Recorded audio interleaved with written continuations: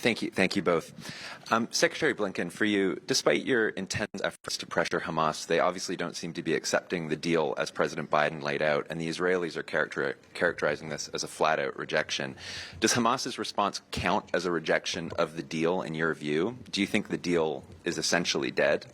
And if not, what exactly is the U.S. diplomatic strategy now to try and keep these talks alive and bring the parties closer together?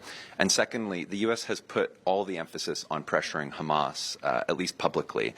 But do you think it might be time for the U.S. to put more pressure on Israel to move them closer towards accepting the permanent ceasefire that Hamas has asked for, even if that allows the group to survive in some form? And Prime Minister, even with the elaborate three-phase deal that's being created to try and bridge the divide between Israel and Hamas, we still seem to be stuck on the fundamental question of a temporary versus a permanent truce, which is effectively, will Israel allow Hamas to survive this? Do you think these negotiations can really be salvaged, and what is the risk to the region if these talks continue to fail? Thanks. Thanks, Ian. Look, as I said, based on what we saw last night, the response from Hamas, numerous changes proposed to the deal that was on the table and that the entire world has gotten behind, but some of those are workable changes. Some, as I said, are not.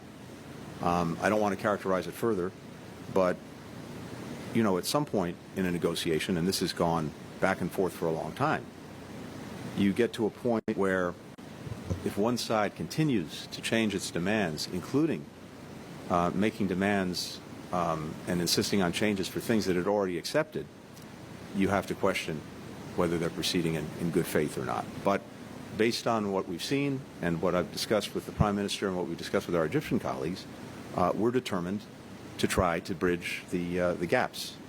And I believe those gaps are bridgeable. Doesn't mean they will be bridged, because, again, it ultimately depends on people saying yes. But here's the thing, and we both said it. The longer this goes on, and remember, Hamas had this for 12 days, and it's not as if the world stood still in those 12 days.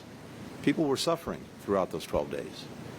The longer this goes on, the more people will suffer. And it's time for the haggling to stop and a ceasefire to start. It's as simple as that.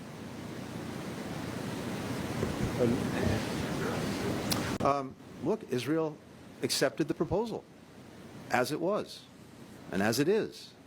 Hamas didn't. So I think it's pretty clear what needs to happen. And we're determined in the coming days to, again, try to work this. We will work this with urgency and see if the gaps that are workable, we can actually work and bring it to conclusion. And then it may be that Hamas continues to say no. Well, I think it will be clear to everyone around the world that it's on them and that they will have made a choice to continue a war that they started.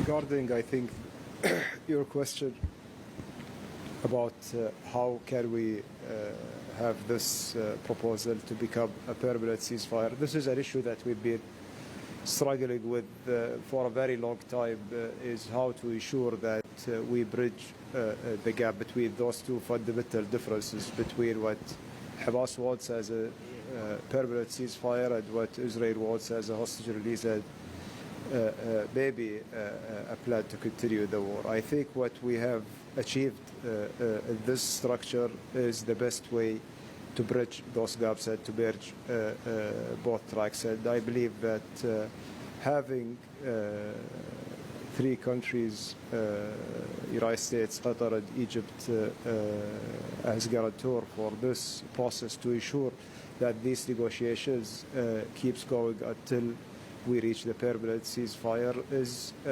something significant that we are putting ourselves at stake. Of course, this is, as we mentioned many times, it's not an easy process. It's a very complex negotiations.